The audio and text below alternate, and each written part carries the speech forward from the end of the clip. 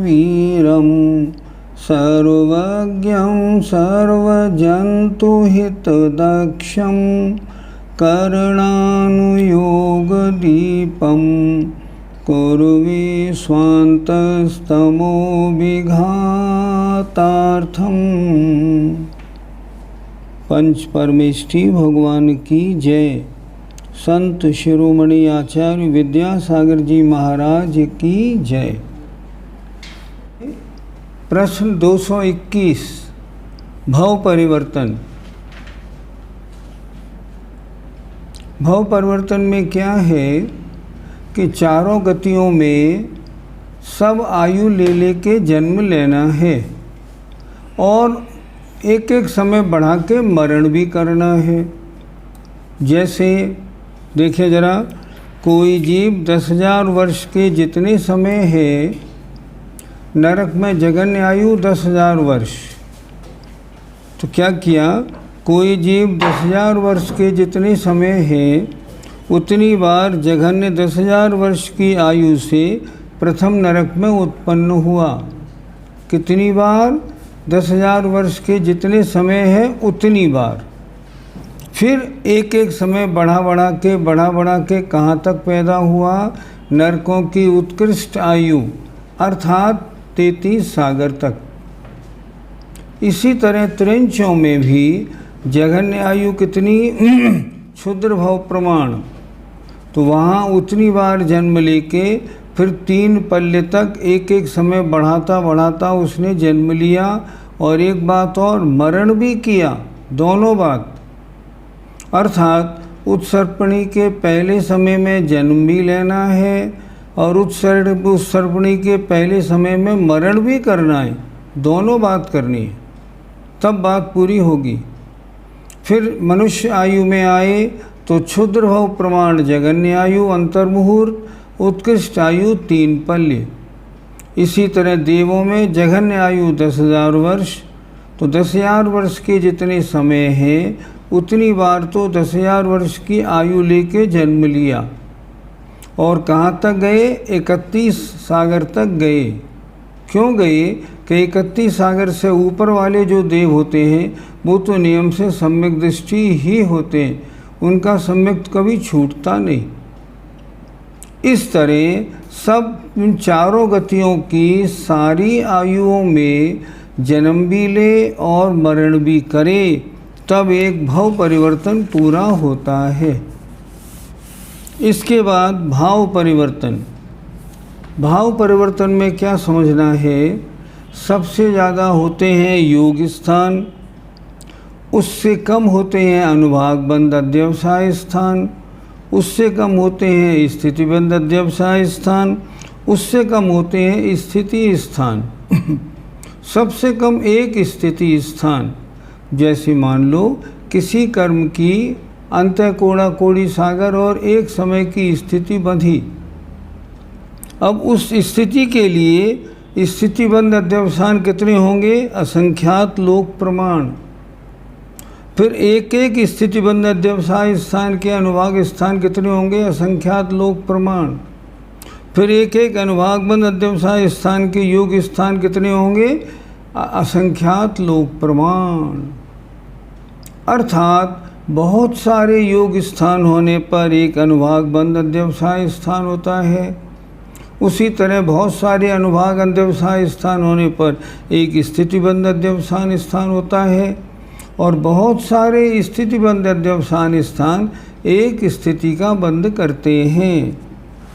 इस प्रकार सब कर्मों की मूल और उत्तर प्रकृतियों की समस्त स्थिति स्थानों के पूर्ण हो जाने पर एक भाव परिवर्तन होता है। कल एक बात हमने आपको और बताई थी, अनंत द्रव्य परिवर्तन हो जाने में जितना समय लगता है उतना एक क्षेत्र परिवर्तन में, उससे अनंत गुना टाइम फिर काल परिवर्तन में, उससे अनंत गुना टाइम भाव परिवर्तन में, और भाव परिवर्तन में सबसे ज़्यादा टाइम लगता है। इस प्रकार पंच परावर्तन की बात पूरी हुई। अब आते हैं प्रश्न 228, 6 द्रव्यों के लक्षण आप लोग सब होशियार हैं, सभी जानते हैं। जिसमें ज्ञान और दर्शन हो वो जीव द्रव्य, जिसमें ज्ञान दर्शन नहीं है वो अजीब। अजीब के 5 भेद, जिसमें स्पर्श रसगंध वर्ण है वो पुद्गल। चलते हुए जीव पुद्गल को चलने में सहकारी हो धर्म द्रव्य, ठहरने में सहकारी हो अधर्म द्रव्य। जो स्थान देता है वो आकाश द्रव्य, और जो परिणमन में सहकारी हो वो काल द्रव्य होता है। अब आज प्रश्न 229 से शुरू करते हैं, ठीक है ना? चलिए, प्रश्न नंबर 229। सभी द्रव्यों में वर्तना का कारण काल द्रव्य कैसे घटित होता है? उत्तर, परिणामी होने से काल द्रव्य दूसरे द्रव्य रूप परिणत हो जाए ऐसी बात नहीं है। अर्थात काल द्रव्य अन्य द्रव्य रूप परिणमन कर जाता हो ऐसा नहीं है। तो ये करता क्या है? परिणमन प्रत्येक द्रव्य का स्वभाव है, उस परिणमन में ये सहकारी निमित्त है। देखें, परिणामी होने से काल द्रव्य दूसरे द्रव्य रूप परिणत हो जाए ऐसी बात नहीं है। वह ना तो स्वयं दूसरे द्रव्य रूप परिणत होता है, न दूसरे द्रव्यों को अपने स्वरूप अथवा भिन्न द्रव्य स्वरूप परिणमाता है। वो ये भी नहीं करता कि जीव को काल द्रव्य बना ले, अजीब को काल द्रव्य बना ले, ये भी नहीं करता। वो तो मात्र इतना करता है, द्रव्य अपनी योग्यता से परिणमन करता है, उसमें सहकारी होता है, किंतु अपने अपने स्वभाव से ही अपने अपने योग पर्यायों से परिणत होने वाले द्रव्यों के परिणमन में काल द्रव्य उदासीनता से स्वयं बाह्य सहकारी कारण हो जाता है। सूक्ष्म अनंतानंत अविभाग प्रतिच्छेद युक्त अगुर लघु गुण के द्वारा धर्मादिक द्रव्य षड्गुण हानि वृद्धि रूप परिणमन करते हैं। इस लाइन को थोड़ा समझना है। शुद्ध द्रव्य कितने हैं? धर्म, अधर्म, आकाश और काल। जीव शुद्ध है या अशुद्ध? जीवों में सिद्ध भगवान शुद्ध हैं, संसारी जीव अशुद्ध हैं। पुद्गल में परमाणु शुद्ध है, स्कंद अशुद्ध है। अब यहाँ क्या करें? ये शुद्ध द्रव्यों में परिणमन कैसे होता है? तो उन्होंने बताया, प्रत्येक द्रव्य में एक अगुर लघु नाम का गुण होता है। वे अगुर लघु नाम का गुण के परिणमन से द्रव्य में परिणमन होता है। तो द्रव्य का परिणमन हम कैसे समझें? 6 गुणी हानि और 6 गुणी वृद्धि रूप परिणमन द्रव्य में होता है। तो क्या इस परिणमन से उसमें जो गुण है उनमें हानि वृद्धि होती है? नहीं, गुणों में हानि वृद्धि नहीं होती। आप सोचो, अनंतानंत सिद्ध भगवान हैं, अब उनके केवल ज्ञान है। अब केवल ज्ञान में अनंत गुणी वृद्धि क्या होगी? नहीं, कुछ नहीं होगी। अनंत गुणी हानि क्या होगी? नहीं, कुछ भी नहीं होगी। तो फिर ये किस में करता है? ये तो अगुर लघु गुण में परिणमन होता है, 6 हानि और 6 वृद्धि रूप, और इससे उन शुद्ध द्रव्यों में परिणमन माना जाता है। ये नियम सारे शुद्ध द्रव्यों में ऐसे ही परिणमन होता है। अगर कभी आपके मन में विचार आए, सिद्ध भगवान में परिणमन कैसे होता होगा? अगुर लघु गुण के कारण षड्गुणी हानि वृद्धि रूप होता है। षड्गुणी हानि वृद्धि रूप का मतलब क्या होता है? 6 हानि और 6 प्रकार की वृद्धि। हानि देखिए, सबसे कम हानि अनंत भाग हानि, फिर उससे कम हानि असंख्यात भाग हानि, फिर संख्यात भाग हानि, संख्यात गुण हानि, असंख्यात गुण हानि और अनंत गुण हानि। 6 प्रकार की हानि और 6 प्रकार से वृद्धि। 6 प्रकार से वृद्धि, वो भी इसी प्रकार। ये कैसे परिणमन होता है? जैसे समुद्र में लहरें आती हैं, ऊपर वृद्धि हानि, इसी तरह वृद्धि हानि होने से समुद्र में कोई घाटा नहीं होता, समुद्र में कोई गड़बड़ नहीं होती, लेकिन समुद्र में परिणमन होता है। उसी तरह जितने शुद्ध द्रव्य हैं उनमें षटगुणी हानि वृद्धि रूप परिणमन हुआ करता है। ये नियम है। द्रव्य में परिणमन तो होगा ही होगा। क्यों होगा? द्रव्य का स्वभाव है। अगर द्रव्य में परिणमन नहीं होगा तो द्रव्य की परिभाषा नहीं घटेगी। द्रव्य उसे कहते हैं जिसमें प्रति समय पहली पर्याय का नाश हो, नई पर्याय की उत्पत्ति हो और द्रव्य स्वयं मौजूद रहे, उसका नाम द्रव्य है। सद्द्रव्य लक्षणम उत्पाद व ध्रुवयुक्तम सत, ऐसे लगाना चाहिए। यहाँ क्या लिखा इन्होंने? सूक्ष्म अनंतानंत अविभाग प्रतिच्छेद युक्त अगुर लघु गुण के द्वारा धर्माधिक द्रव्य षटगुण हानि वृद्धि रूप परिणमन करते हैं। आगे आइए, समय किसे कहते हैं? कल हमने बताया काल का अविभागी हिस्सा समय कहलाता है। आकाश के एक प्रदेश पर स्थित एक परमाणु मंद गति के द्वारा गमन करके दूसरे अनंतर माने अगले प्रदेश पर जितने काल में पहुंच जाए उतने काल को एक समय कहते हैं।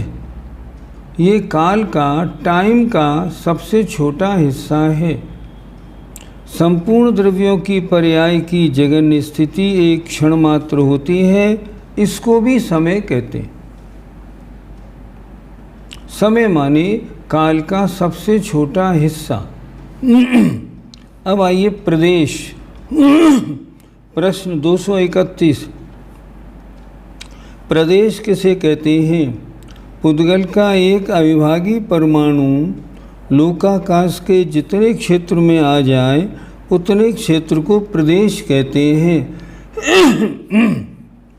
प्रदेश स्थान की इकाई है, समय टाइम की इकाई है। सबसे छोटा द्रव्य कौन सा? परमाणु। परमाणु जितने स्थान को घेरता है उतने स्थान को कहते हैं एक प्रदेश। अब आगे आइए, प्रश्न 232, जघन्य और उत्कृष्ट अंतर्मुहूर्त किसे कहते हैं? एक समय सहित आवली प्रमाण काल को जघन्य अंतर्मुहूर्त कहते हैं। एक आवली प्लस एक समय इक्वल टू जघन्य अंतर्मुहूर्त, और एक समय कम मुहूर्त को उत्कृष्ट अंतर्मुहूर्त कहते हैं। आचार्यों ने ऐसा लिखा है, एक समय कम अंतर्मुहूर्त को भिन्न मुहूर्त कहते हैं और दो समय कम अंतर्मुहूर्त को अंतर्मुहूर्त कहते हैं। वो भिन्न मुहूर्त है, ये अंतर्मुहूर्त कहलाता है। जघन्य अंतर्मुहूर्त हुआ आवली प्लस एक समय, उत्कृष्ट अंतर्मुहूर्त हुआ एक मुहूर्त माइनस दो समय। इस तरह से समझना है। एक समय कम मुहूर्त को उत्कृष्ट अंतर्मुहूर्त कहते हैं। यहाँ दो समय कम समझना चाहिए।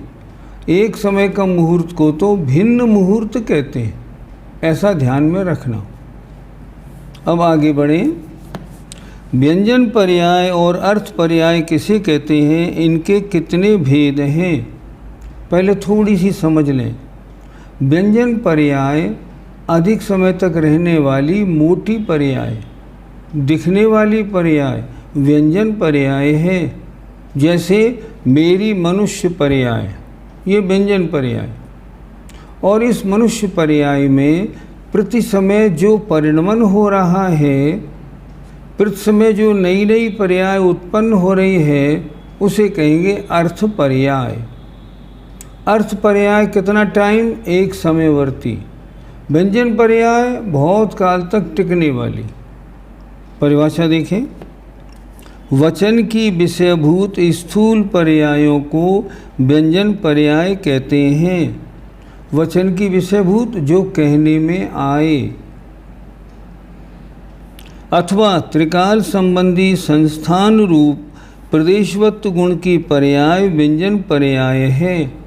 पहले, अब और आगे तीनों काल में संस्थान माने आकार रूप, प्रदेशवत्व माने उस वस्तु की जो पर्याय है उसका नाम है व्यंजन पर्याय। जितनी चीज़ें आपको दिखाई पड़ रही हैं ये सारी की सारी व्यंजन पर्याय हैं। अर्थ पर्याय हमारे दृष्टिगोचर नहीं होती, क्योंकि वो तो एक समय में होने वाली पर्याय है, वो हमारी पकड़ के बाहर है। आपको जो कुछ दिख रहा है, स्कूटर हो, कार हो, आपकी घड़ी हो, जो कुछ हो, सब व्यंजन पर्याय हैं। वचन अगोचर सूक्ष्म पर्यायों को अर्थ पर्याय कहते हैं, जो कहने में नहीं आती। अथवा प्रदेशवत्व गुण को छोड़कर शेष गुणों की त्रिकाल संबंधी समस्त पर्याय अर्थ पर्याय हैं। बहुत अच्छी तरह समझना हो, द्रव्य में द्रव्य की जो पर्याय बहुत समय तक टिकने वाली है वो व्यंजन पर्याय, और जो एक समय टिकने वाली है उसे कहते हैं अर्थ पर्याय। आगे देखें, इनके दो दो भेद हैं।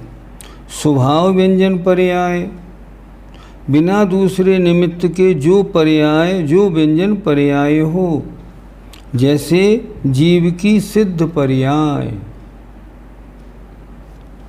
जीव यहाँ से ऊपर गया, सिद्धालय में विराजमान हो गया उसी आकार में, तो वो पर्याय जो दिख रही है ये कैसी पर्याय है? स्वभाव है और व्यंजन पर्याय है। व्यंजन पर्याय अधिक समय तक टिकने वाली पर्याय। दूसरा, दूसरे निमित्त से जो व्यंजन पर्याय हो उसे विभाव व्यंजन पर्याय कहते हैं। जैसे जीव की नर नारकादि पर्याय, हमारी आपकी मनुष्य स्त्री पर्याय, ये पर्याय जो है ना ये विभाव व्यंजन पर्याय है। और जब हमारी आत्मा सिद्ध बन जाएगी तब वो होगी स्वभाव व्यंजन पर्याय। आगे देखें, बिना दूसरे निमित्त के जो अर्थ पर्याय हो उसे स्वभाव अर्थ पर्याय कहते हैं। जैसे जीव का केवल ज्ञान।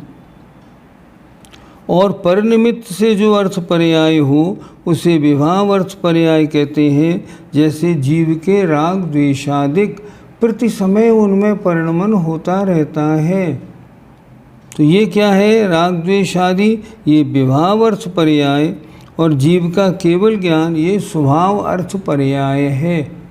स्वभाव अर्थ पर्याय किस गुण की है? ज्ञान गुण की है। केवल दर्शन, दर्शन गुण की स्वभाव अर्थ पर्याय है।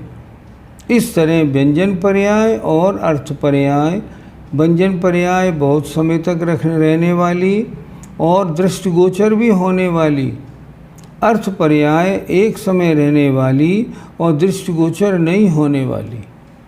दो तरह की पर्याय होती। अब आगे बढ़ें। द्रव्य कितने होते हैं? क्षय। तो क्षय द्रव्यों की कितनी कितनी संख्या है? जीव, पुद्गल, धर्म, आकाश, काल, इनकी क्वांटिटी कितनी कितनी, कितने जीव हैं, कितने पुद्गल हैं, ऐसे। उत्तर देखिए, जीव द्रव्य अनंत हैं, उनसे अनंत गुणे पुद्गल द्रव्य हैं। जीव से अनंत गुणे पुद्गल क्यों बताएं?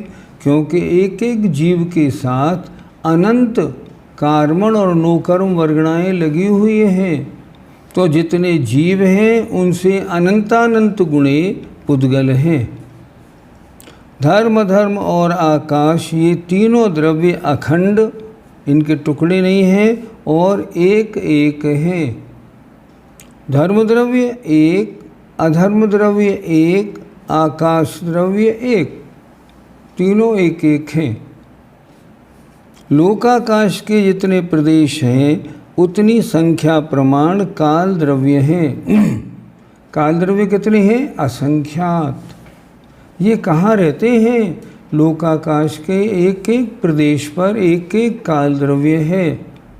तो जितने लोकाकाश के प्रदेश उतनी काल द्रव्यों की संख्या। ये अनंत नहीं है, लोकाकाश के प्रदेश हैं असंख्यात, तो ये काल द्रव्य भी असंख्यात हैं। फिर एक बार देख लें, जीव द्रव्य अनंत हैं, पुद्गल द्रव्य उनसे भी अनंतानंत गुणे हैं, क्योंकि हर जीव द्रव्य के साथ आत्मा के साथ अनंतानंत लगे हैं। धर्म द्रव्य अधर्म द्रव्य एक एक हैं, आकाश द्रव्य एक है, काल द्रव्य असंख्यात हैं। आगे आ जाएं। द्रव्यों के प्रदेश चल हैं या अचल हैं या चलाचल हैं। चल माने चंचल चलायमान, अचल माने स्थिर, और चलाचल माने कुछ चलने वाले और कुछ स्थिर रहने वाले। कौन कौन से हैं, किसके हैं, ये देखना है। देखें, सर्व संसारी जीवों के शरीर के मध्य भाग में स्थित गो स्तनाकार 8 प्रदेश अचल ही होते हैं। जितने भी संसारी जीव हैं, हम हों, चाहे चींटी हो, चाहे मच्छर हो, चाहे वृक्ष हो, उस वृक्ष के मध्य में जो आत्मा के 8 प्रदेश हैं वो हमेशा अचल रहते हैं। हमारी और आपकी आत्मा इस शरीर के अंदर है, उसके मध्य के 8 प्रदेश कहाँ हैं? हमारी नाभि के पास। वो उसका सेंटर, हमारी बॉडी का वो सेंटर पॉइंट है। जैसे जम्बू द्वीप के बीचों बीच में सुमेरु पर्वत, उसी तरह प्रत्येक जीव के शरीर के बीचों बीच में मध्य के 8 प्रदेश उस बॉडी का सेंटर पॉइंट होता है। ये हर जीव के होता है, चाहे मच्छर हो, चाहे निगोदिया हो, चाहे मक्खी हो। क्या लिखा? सर्व संसारी जीवों के शरीर के मध्य भाग में स्थित गोस्तनाकार 8 प्रदेश अचल ही होते हैं। उनमें कभी भी चंचलपना नहीं होता, वो कभी परिस्पंदन वाले नहीं होते। मध्य के 8 प्रदेश, शेष प्रदेश चल और चलाचल होते हैं। बाकी प्रदेशों में चलपना भी है, अचलपना भी है। ये कैसे लगाएं? मान लो मेरा हाथ, ये हाथ यहाँ रखा हुआ है और ये हाथ मेरा चल रहा है, तो हो सकता है यहाँ जो 8 प्रदेश हैं वो चलाचल हो और ये प्रदेश कभी अचल हो, कभी चलाचल हो। आप सो रहे हैं, सोते समय हो सकता है बॉडी के किसी हिस्से के प्रदेश अचल हों, रुके हुए हों, और किसी के चलाचल हों। लेकिन मध्य के जो 8 प्रदेश हैं उनमें हलन चलन किसी जीव के नहीं होती,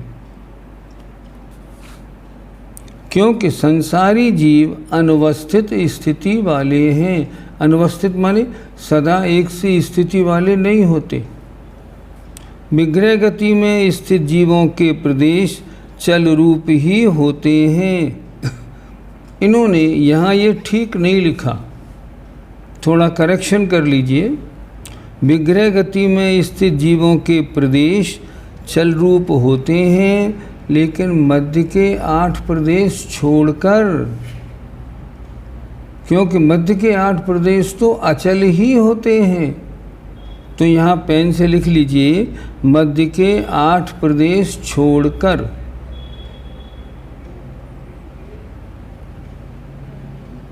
विग्रह गति का मतलब एक शरीर को छोड़कर आत्मा जब अन्य शरीर को लेने के लिए जाएगी तो रास्ते में उसकी गति कहलाएगी विग्रह गति। अब विग्रह गति में शरीर तो नहीं है लेकिन आत्मा तो है, तो क्या पूरी आत्मा में कंपन है? नहीं। मध्य के 8 प्रदेश छोड़ दो, उनमें कंपन नहीं है। से सारे में कंपन है, हाँ वो तो हो गई, उसमें कोई बात नहीं। क्या लिखा इन्होंने? विग्रह गति में स्थित जीवों के प्रदेश चल रूप ही होते हैं, लेकिन 8 प्रदेशों में चंचलपना नहीं होता। मुक्त जीवों के प्रदेश अचल एवं अकंप ही होते हैं, क्योंकि ये अवस्थित होते हैं। जितने भी सिद्ध भगवान ऊपर सिद्धालय में विराजमान हैं, उनकी आत्मा के जितने प्रदेश हैं, रंच मात्र भी उनमें हिलना डुलना नहीं होता। अभी नहीं, अनंतानंत काल तक वहाँ पे रहेंगे, तब भी किसी एक प्रदेश में रंच मात्र भी हिलन डुलन चंचलपना नहीं होगा। इसलिए यहाँ लिखा मुक्त जीवों के प्रदेश अचल एवं अकंप भी होते हैं, क्योंकि ये अवस्थित होते हैं। अवस्थित माने टिके हुए हैं, इनमें स्थान से स्थानांतर होना नहीं बनता है। धर्म अधर्म आकाश और काल द्रव्य के प्रदेश अचल एवं अकंप ही होते हैं, क्योंकि ये अवस्थित द्रव्य हैं। धर्म अधर्म आकाश और काल ये चार द्रव्य स्थान से दूसरे स्थान पे नहीं जाते। धर्म द्रव्य कैसे जाएगा? एक है और पूरे लोक प्रमाण बिखरा हुआ है, अब वो कहाँ जाएगा? अधर्म द्रव्य कहाँ जाएगा? सवाल ही नहीं। काल द्रव्य पूरे लोक में भरे हैं, अब वो कहाँ जाएंगे? कहीं नहीं। आकाश द्रव्य सबसे बड़ा है, इसलिए उसमें भी क्रिया नहीं होती। क्रिया नहीं होती तो उनमें चलाचलपना नहीं होता। तो धर्म धर्म आकाश और काल ये चारों द्रव्य तो स्थित ही हैं, क्रिया शून्य है।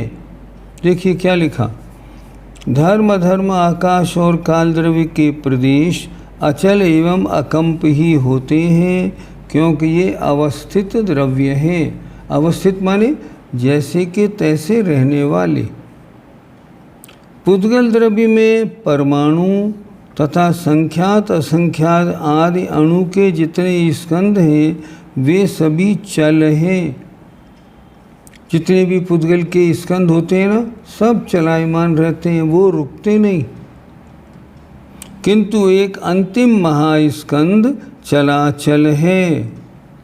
अंतिम महास्कंद माने पूरे लोक में जो पुद्गल भरे पड़े हैं उनका जो एक पिंड है उसे कहते हैं महास्कंद।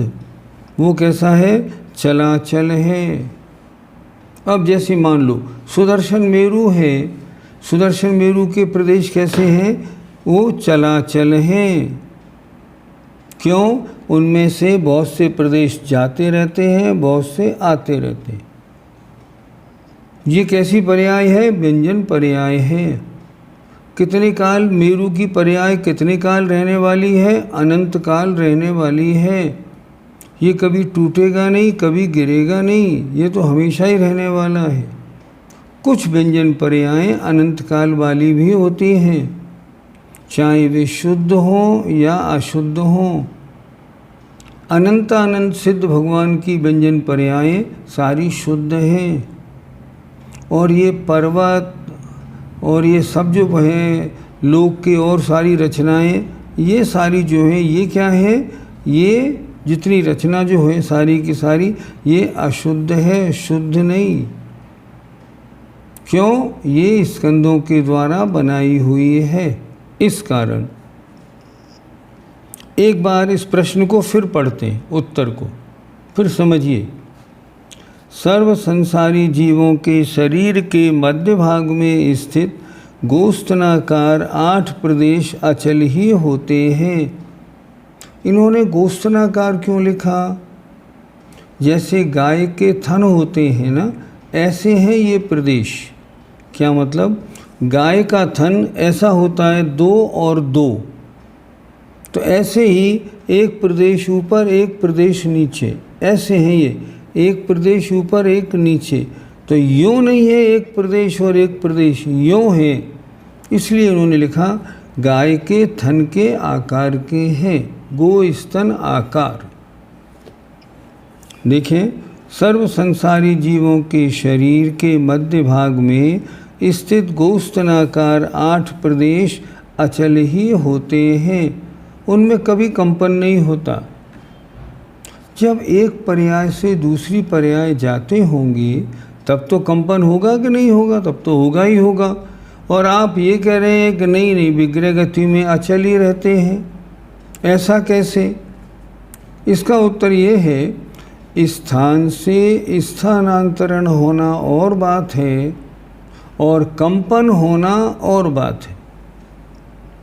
एग्जाम्पल, आपने एक कटोरी में इतना दूध भर लिया कि अब उसमें एक बूंद भी दूध नहीं आ सकता। ठीक, अब आपने उस कटोरी को वहाँ से उठा के और 4 इंची दूर पर रख दिया, तो क्या दूध सारा हिला? नहीं हिला। कटोरी का क्या हुआ? एक स्थान से दूसरे स्थान पर चली गई। दूध हिलता तो फैल जाता, दूध नहीं फैला। उसी तरह कह रहे हैं, इसी तरह इनको मानना चाहिए। फिर देखते हैं, सर्व संसारी जीवों के शरीर के मध्य भाग में स्थित गोस्तनाकार 8 प्रदेश अचल ही होते हैं। शेष प्रदेश कभी चल होते हैं, कभी चलाचल होते हैं। विशेष बात, कभी आप दौड़ लगाएं, खेल कूद कर रहे हों, उस समय आपके सारे प्रदेश चल हैं, अचल एक भी प्रदेश नहीं है। जब आप दौड़ लगा रहे, सो रहे हैं, कुछ चल है, कुछ अचल है, इनके बारे में नियम नहीं। लेकिन मध्य के 8 प्रदेशों के बारे में नियम है, वो तो अचल ही होते हैं। क्योंकि संसारी जीव अनवस्थित स्थिति वाले हैं, मतलब उनकी एक स्थिति नहीं होती, चंचल होते। विग्रह गति में स्थित जीवों के प्रदेश चल रूप ही होते हैं। हमने ठीक कराया, मध्य के 8 प्रदेश छोड़कर। मध्य के 8 प्रदेशों में चंचलपना नहीं होता। हमने आचार्य श्री को पूछा एक बार, आचार्य श्री हमारे शरीर के बीच में अगर नाभि के पास हमारे 8 प्रदेश हैं तो मध्य कहाँ हुआ? क्योंकि नाभि से ऊपर का हिस्सा तो कम है, नीचे का हिस्सा ज़्यादा है, तो ये मध्य कहाँ हुआ? आचार्य जी ने बोला नहीं नहीं, मध्य ही होता है। हमने कहा महाराज कैसे? तो महाराज ने बताया, बोलते ना, महाराज ने बताया। कभी आप लोगों ने नट वाला तमाशा देखा होगा। एक नट वाला होता है, वो सड़क के बीच में एक बांस गाड़ देता है और उसका बच्चा उसके ऊपर चढ़ जाता है, चढ़ के फिर तरह तरह के काम दिखाता है। तो आचार्य श्री कहते हैं उसका बच्चा ऊपर जाके जब पेट के बल लग के चारों ओर चक्कर लगाता है, देखिए ऐसे ऐसे, आप सब लोगों ने नट का तमाशा देखा होगा, तो वो अपना इस बांस के ऊपर, बांस को कहाँ रखता है? नाभि के पास। क्यों रखता है? कि नाभि सेंटर है बॉडी का, और अगर वो नाभि पे नहीं रखे, आगे पीछे रखे तो गिर जाएगा। नाभि पर रहता है तो वो ठीक चलता है और वो घूम के सबको दिखाता रहता है। इसलिए 8 प्रदेश बॉडी के मध्य में होते। विग्रह गति, हाँ, मुक्त जीवों के प्रदेश अचल एवं अकंप ही होते हैं। क्यों? क्योंकि ये अवस्थित होते हैं, इनमें इस स्थान से स्थानांतरण नहीं होता। धर्म आकाश और काल द्रव्य के प्रदेश अचल हैं और अकंप ही होते हैं। इनमें कोई चंचलपना होने की गुंजाइश भी नहीं और कोई होते भी नहीं, क्योंकि ये अवस्थित द्रव्य है। पुद्गल द्रव्य में परमाणु तथा संख्यात असंख्यात आदि अणु के जितने स्कंद हैं, ये सभी चल हैं। परमाणु भी चल है और असंख्यात संख्यात परमाणुओं से बने हुए स्कंद भी सब चल हैं।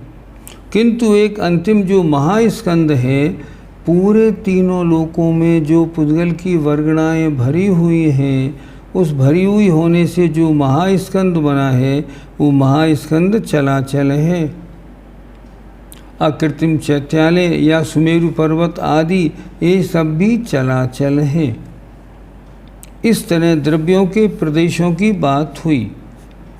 आइए प्रश्न नंबर 236। पुद्गल वर्गणा के कितने भेद हैं? उनमें से ग्राह्य वर्गणाएं कितनी हैं? वर्गणा क्या होती है? वर्ग माने परमाणु, और जो परमाणु एक से परमाणु मिल जाते हैं तो वो बनती है वर्गणा। वर्ग माने परमाणु, और एक जात के वर्ग मिलकर जो इकट्ठे हो जाते हैं और जुड़ जाते हैं उसे कहते हैं वर्गणा।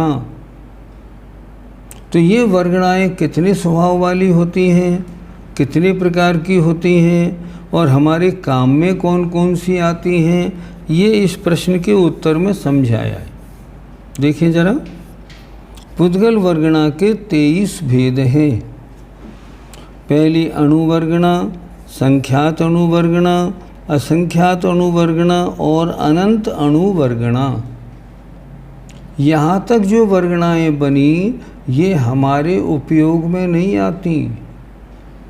अनंत अणु की वर्गणा को भी हम अपने हाथ से उठा नहीं सकते, फेंक नहीं सकते, हमारे काम में नहीं आती। देखिए, हम सबसे महीन वस्तु क्या प्रयोग में लेते हैं? आटे के बाद मैदा। मैदा सबसे महीन होती है। एक मैदा का कण हमने आलपिन या सुई की नोक पर उठाया। प्रश्न, इसमें कितने परमाणु? हम उत्तर देंगे अनंतानंत, अनंत से भी ज़्यादा। अनंताणु जो 4 नंबर की वर्गणा है इससे भी ज़्यादा। क्यों? असंख्यात अणुवर्गणा क्यों नहीं? वो अपने काम में नहीं आती। संख्यात अणुवर्गणा वो अपने काम में नहीं आती। ये वर्गणाएं जो हैं अणुवर्गणा, संख्यात अणुवर्गणा, असंख्यात अणुवर्गणा, अनंत अणुवर्गणा, ये हमारे उपयोग में नहीं आती। ना इनको हम पकड़ सकते हैं, ना इनको फेंक सकते हैं, कुछ नहीं कर सकते। तो हमारे काम में आने वाली वर्गणा कौन सी? नंबर 5 आहार वर्गणा, इस पर टिक लगा लीजिए। फिर नंबर 7 तेजस वर्गणा, फिर नंबर 9 भाषा वर्गणा, फिर नंबर 11 मनोवर्गणा, नंबर 13 कार्मण वर्गणा।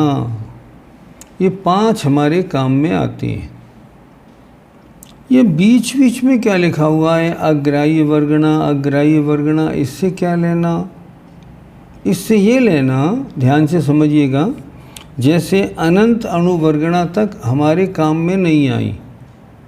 अब अनंत अणुवर्गणा में और अणु मिले तब एक आहार वर्गणा बनी। ये आहार वर्गणा हमारे किस काम में आएगी? ये शरीर इससे बना हुआ है, औदारिक शरीर, ये आहार वर्गणा। अब इसमें जो आहार वर्गणा की जो परमाणु, जो आहार वर्गणा है, आहार वर्गणाओं में कुछ अणु और जुड़ गए। अब वो क्या हो गई? अग्राह्य वर्गणा हो गई। अब वो आहार के काम की नहीं रही। अग्राह्य माने अब बेकार, ग्रहण करने योग्य नहीं। अब उसमें और परमाणु मिल गए, तब वो बन गई तेजस वर्गणा। तेजस वर्गणा से क्या काम होगा? हमारा तेजस शरीर बनेगा। अब उसमें और अणु मिल गए तो फिर बन गई अग्राह्य वर्गणा, और अणु और मिल गए तो बनी भाषा वर्गणा। भाषा वर्गणा, जो मेरे शब्द आपके पास पहुंच रहे हैं, ये भाषा वर्गणा है। ये भी पुद्गल के स्कंद हैं, भाषा वर्गणा। अब उसमें और परमाणु मिल गए तो अग्राह्य वर्गणा हो गई, और परमाणु मिल गए तो मनोवर्गणा हो गई। इससे क्या बना? मेरा द्रव्य मन बना। मेरा मन कहाँ पे है? हृदय के पास। मैं इससे क्या करता हूँ? मैं इसके माध्यम से सोचता हूँ। जैसे कान से सुनता हूँ ना, ऐसे यहाँ जो द्रव्य मन है उसके माध्यम से मैं सोचता हूँ, याद रखता हूँ। ये काम मन का होता है। इसके बाद आई अग्राह्य वर्गणा, और उसमें और अणु मिल गए तो बन गई कार्मण वर्गणा। ये कार्मण वर्गणा क्या है? जो मेरे राग द्वेष के कारण कर्मरूप परिणमन होके मेरी आत्मा से चिपक जाती है, उसे कहते हैं कार्बन वर्गणा। अब समझने की बात, अग्राही वर्गणा को थोड़ा समझते हैं अच्छी तरह। देखिए, मान लो कार्बन वर्गणा में 1000 परमाणु हैं, कार्बन वर्गणा में। अब उन 1000 परमाणु में से 100 कम हो गए, 200 कम हो गए, तो अब अग्राही वर्गणा हो गई। और अगर 900 रह गई तो मनोवर्गणा बन गई। अब उल्टे चलिएगा, अब मनोवर्गणा की 900 है ना, उसमें से 50 निकल गए तो अब वो किसी काम की नहीं रही। उसमें से 100 निकल गए, 800 रह गए तो वो बन गई भाषा वर्गणा। अब उसमें से और निकल गए तो वो बेकार अग्राही वर्गणा हो गई। पूरे 100 निकल गए, 700 वाली बन गई तो वो बन गई तेजस वर्गणा। और उनमें से 50 निकल गए तो अग्राही वर्गणा हो गई। और अगर 100 निकल गए तो वो बन गई तेजस वर्गणा, और फिर बन गई आहार वर्गणा। एक वर्गणा आहार वर्गणा में सबसे कम परमाणु हैं और कार्बन वर्गणा में सबसे ज़्यादा परमाणु हैं। एक प्रश्न होता है, क्या कार्बन वर्गणा कभी मनोवर्गणा बन सकती है या नहीं? उत्तर, कार्बन वर्गणा में से कुछ परमाणु निकल जाए, मनोवर्गणा बन जाएगी। उसमें से कुछ और अलग हो जाए तो भाषा वर्गणा बन जाएगी। कुछ और अलग हो जाए तो तेजस वर्गणा बन जाएगी। कुछ और अलग हो गई तो आहार वर्गणा बन जाएगी। और उसमें से भी कुछ और निकाल दोगे तो अनंत अणु वर्गणा, असंख्यात अणु वर्गणा, वो फिर अपने काम की नहीं रहेगी। ऐसे इसको समझना है। आगे आइए, इसके बाद ध्रुव वर्गणा, शांतर निरंतर वर्गणा, फिर शून्य वर्गणा, प्रत्येक शरीर वर्गणा, फिर ध्रुव शून्य वर्गणा, बादल निगोद वर्गणा, शून्य वर्गणा, सूक्ष्म निगोद वर्गणा, नभो वर्गणा और महास्कंद वर्गणा। महास्कंद तो हमने आपको बताया था, सारे लोक में भरा हुआ जो पुद्गल द्रव्य है। इन 23 वर्गणाओं में से आहार वर्गणा, तेजस वर्गणा, भाषा वर्गणा, मनोवर्गणा और कार्बन वर्गणा, ये 5 ग्राह्य माने ग्रहण करने योग्य वर्गणाएं हैं। बस 5, बाकी 18 उन्हें हम ग्रहण नहीं करते, वो हमारे काम में नहीं आती। एक प्रश्न और कर लें, ये भी सरल साथ हो जाएगा। प्रश्न 237, 5 प्रकार की ग्राह्य वर्गणाओं से क्या क्या रचना होती है? आहार वर्गणा के द्वारा औदारिक, वैक्रियक और आहारक इन 3 शरीरों की और श्वासोच्छ्वास की रचना होती है।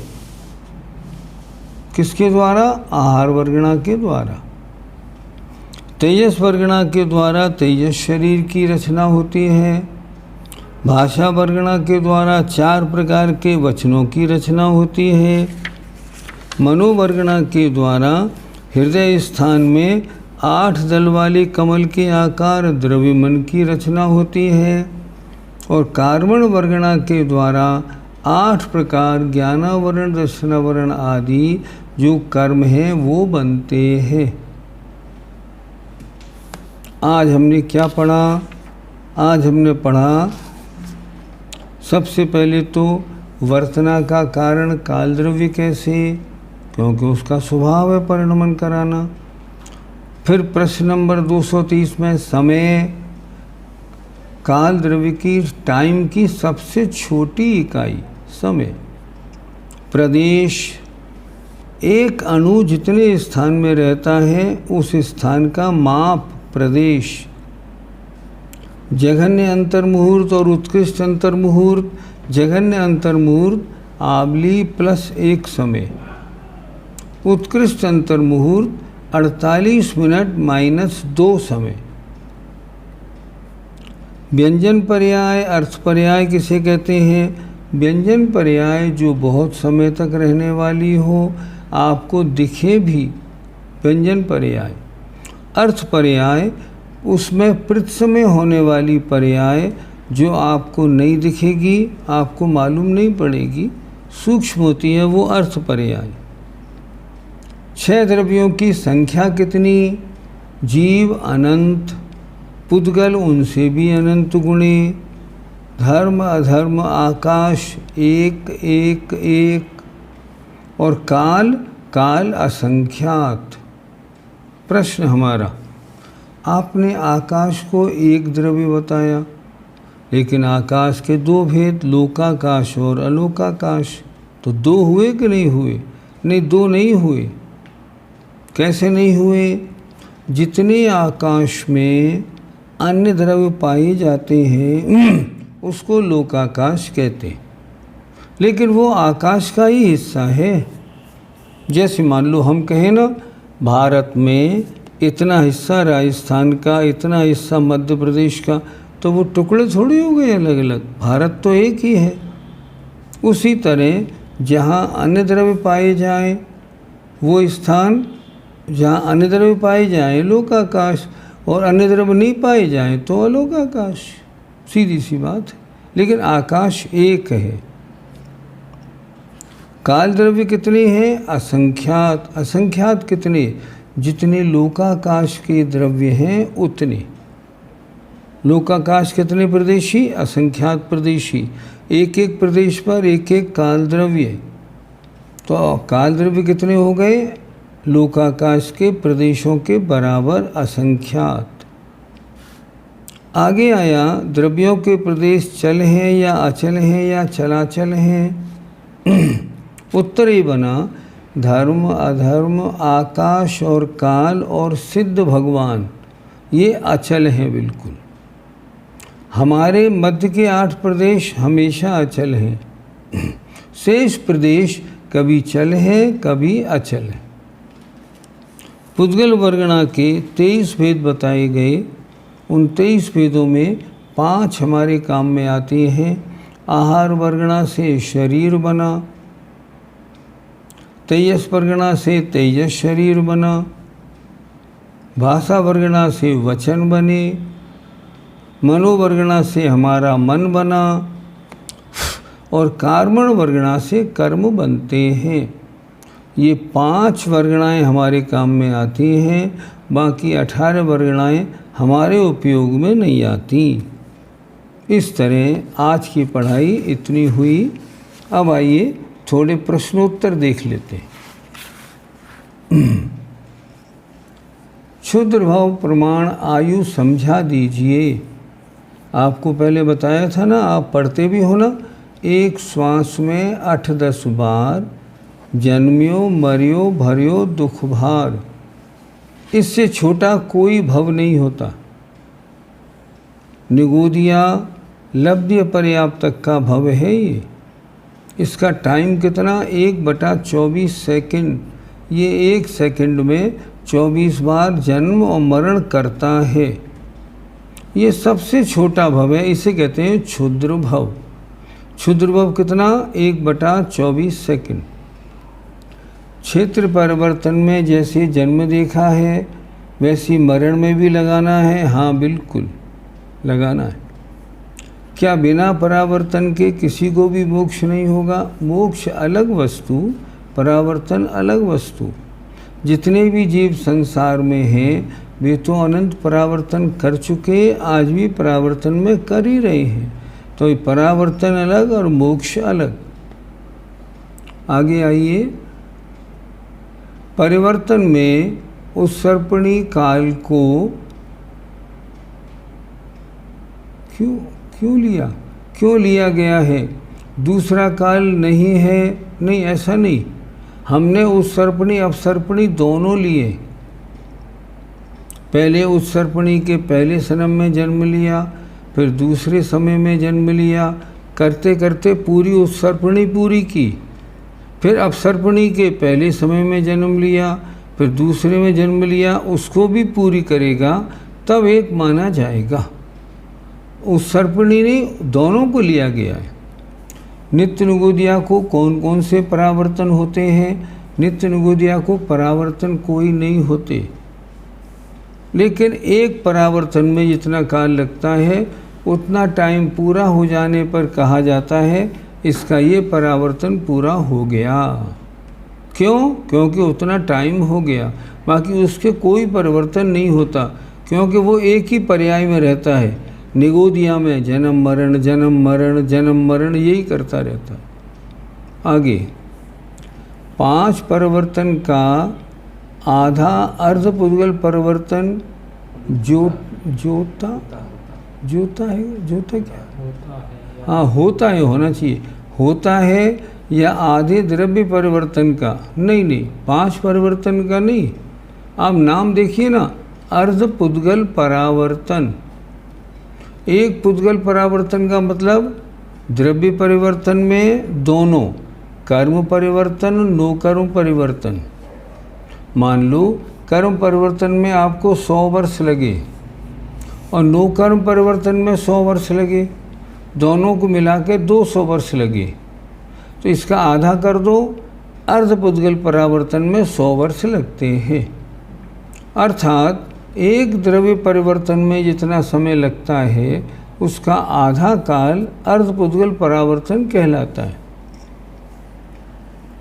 आदि दीपक, मध्य दीपक, अंत दीपक कैसे लगाते हैं समझा दीजिए।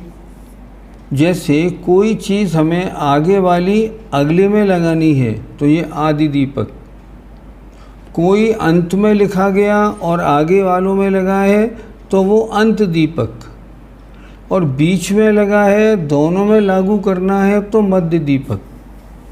जैसे चलो तुम भी, तो ये चलो आदि दीपक है, सब में लागू हो जाएगा। हम कहें तुम चले जाओ, तो ये चले जाओ अंत दीपक है, ये सब में लागू होगा। फिर हमने कहा तुम भी सुनो, हंस क्यों रहे हो? देखो तुम भी और तुम भी, तो ये मध्य दीपक हुआ। बीच में अगर हमने बोला तो मध्य दीपक, शुरू में बोला आदि दीपक सब में लागू, अंत में बोला अंत दीपक सब में लागू, बीच में बोला तो मध्य दीपक इधर उधर सब में लागू होता है। अगर लघु गुण का काम सिर्फ परिणमन का है या और भी कुछ करता है? नहीं, और कुछ नहीं करता। ये द्रव्य का अस्तित्व बनाए रखता है। इसका काम ये भी होता है कि द्रव्य के जो गुण हैं वो उसमें से बिखरे नहीं और अन्य द्रव्य के गुण उसमें आके जुड़े नहीं। ये काम किसका? अगुर लघु नाम के गुण का होता है। आगे आए, षटगुणी हानि वृद्धि हमने समझा दिया आपको एक बार। फिर आए सम्यक ज्ञान के साथ मरण होने पर अर्धपुद्गल परिवर्तन होता है क्या? सम्यक ज्ञान लिखा है। देखिए, सम्यक ज्ञान के साथ मरण होगा तो अर्धपुद्गल परावर्तन से ज़्यादा वो संसार में जिएगा नहीं। अर्धपुद्गल परावर्तन किसे कहते हैं? किसी जीव को आज सम्यक्त तो हुआ, अब उस सम्यक्त होने वाले का अब संसार अर्धपुद्गल परावर्तन से ज़्यादा अब नहीं है, उसमें उसको मोक्ष जाना ही जाना है। और सम्यक दर्शन होगा तो सम्यक ज्ञान तो होगा ही। अगला, महेंद्र इंद्र का पद एवं ज्ञान में सुधर्मिंद्र से ज़्यादा होता है, किंतु पंच कल्याणक में हर कार्य में सुधर्मिंद्र को पहले रखते हैं। इसका कारण ये है उसका पुण्य बहुत प्रबल है, इसलिए हर कार्य में सौधर्मिंद्र आगे रहता है। अशुद्ध द्रव्य में भी तो षटगुण हानि वृद्धि होती है? नहीं होती, क्योंकि वो अशुद्ध है। शुद्ध द्रव्य में षटगुणी हानि वृद्धि होती है। आवली किसे कहते हैं? असंख्यात समय की एक आवली होती है। वैसे अगर समझना चाहें तो 1 सेकंड से कम समय लगता है आवली में, 1 सेकंड से कम। एक प्रदेश से दूसरे पर जाने में एक समय लगता है तो जीव एक समय में सिद्धलोक कैसे पहुंच जाता है? बहुत अच्छा प्रश्न किया। एक प्रदेश से दूसरे प्रदेश पर जाने में एक समय लगा, लेकिन आपने ये भी देखा ना, मंद गति से जाएगा तो एक प्रदेश से दूसरे प्रदेश में पहुंचने में एक समय, तीव्र गति से जाएगा एक समय में 14 राज्य। ऐसे द्रव्य के सामान्य गुण कौन कौन से हैं? ये तो बहुत सारे हैं, लेकिन मुख्य रूप से 6 होते हैं। अस्तित्व, वस्तित्व, प्रमेयत्व, अगुरलघुत्व, प्रदेशवत्व, बस 6 गुण होते हैं। आगे, क्या आकाश के एक प्रदेश में जीव के असंख्यात प्रदेश रह सकते हैं? कभी नहीं रह सकते। अगर कोई जीव निगुदिया के रूप में भी हुआ, सुई की नोक से भी छोटा, तो वह आत्मा के आकाश के कितने प्रदेशों में रहेगा? असंख्यात में। उससे कम में रह ही नहीं सकता। आप चाहे संख्यात में रह ले, 10,000 में रह ले, 1 करोड़ में ले, नहीं रहेगा। कितना ही छोटा हो जाए आत्मा, लेकिन वो असंख्यात प्रदेशों में ही रहता है। ठीक। व्यंजन अर्थ पर्याय में स्थूल और सूक्ष्म किसकी अपेक्षा कहे? स्थूल जो देखने में आ जाए, सूक्ष्म जो देखने में नहीं आए। सबके ज्ञान का विषय अलग अलग है, तो इसकी परिभाषा किसके ज्ञान के अनुसार? व्यक्ति के सामान्य ज्ञान के अनुसार। और है प्रश्न? और कितने? चलो थोड़ा और 2-4 मिनट और देख लेते हैं। केवलीय भगवान के केवल ज्ञान के ज्ञान गुण में परिणमन कैसे होता होगा? उसमें परिणमन शुद्ध परिणमन होता है अगुर लघु गुण के कारण। एग्जाम्पल, जब द्रव्य में परिणमन होता है तो उसके जितने भी गुण हैं सब में परिणमन होता ही है, क्योंकि द्रव्य का परिणमन तो गुणों का परिणमन होगा ही होगा। उसी तरह एक द्रव्य में परिणमन किसके कारण हुआ? अगुर लघु गुण के कारण, तो उसके सारे गुणों में परिणमन अपने आप ही होगा। आगे, असंख्यात का मतलब क्या है? अनंत बड़ा है क्या? हाँ बिल्कुल। असंख्यात का मतलब, अब अच्छी तरह समझिए ध्यान से, जितने जहाँ तक श्रुत ज्ञान जानता है उसको संख्यात कहते हैं। जहाँ तक श्रुत ज्ञान जानता है उसको संख्यात कहते हैं, और जहाँ तक अवधि ज्ञान जानता है उसे असंख्यात कहते हैं, और जिसको मात्र केवल ज्ञानी जानते हैं उसे अनंत कहते हैं। छोटा सा प्रश्न, अर्धपुद्गल परावर्तन, इसको हम क्या माने? असंख्यात माने या अनंत? उत्तर, आचार्यों ने इसको अनंत लिखा है। अनंत क्यों लिखा है? क्योंकि ये मात्र केवल ज्ञान का विषय है, अन्य ज्ञानों का विषय नहीं। अच्छा, इसको हमने अनंत कह दिया है, पर इसका अंत है। अनंत भी कई प्रकार के होते हैं।